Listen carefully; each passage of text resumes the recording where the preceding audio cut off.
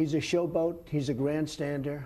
The FBI has been in turmoil. You know that. I know that. Everybody knows that. You take a look at the FBI a year ago. It was in virtual turmoil less than a year ago. It hasn't recovered from that. Monday, you met with the Deputy Attorney General, Rod Rosenstein. Right. Did you ask for a recommendation? What I did is I was going to fire Comey. My decision. It was not. You had made the decision before they came in the room. I was going to fire Comey. There's no good time to do it, by the way.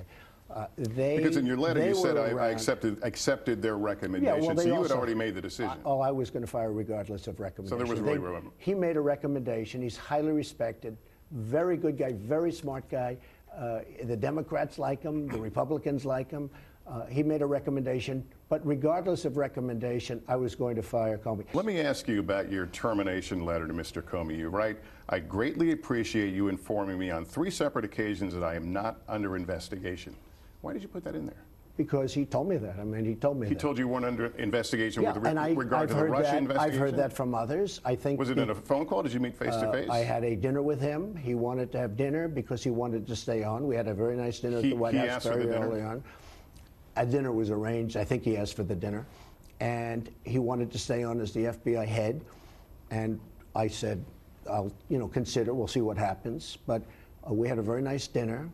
And at that time, he told me, you are not under investigation, which I knew anyway. That was one meeting. What was the First of all, when you're under investigation, you're giving all sorts of documents and everything. I knew I wasn't under.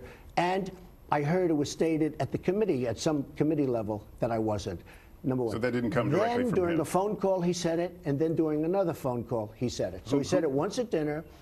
And then he said it twice during phone calls. Did you call him?